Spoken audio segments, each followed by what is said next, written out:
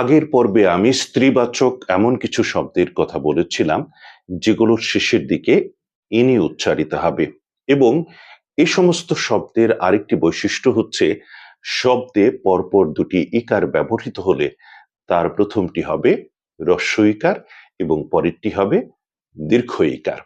এই নিয়মটি আমাদেরকে মনে রাখতে হবে, তাহলে বানান লিখতে আমাদের কোনো রকম ভুল হবে না। আমরা অবশ্যই নিয়মটিকে স্মরণে রাখব।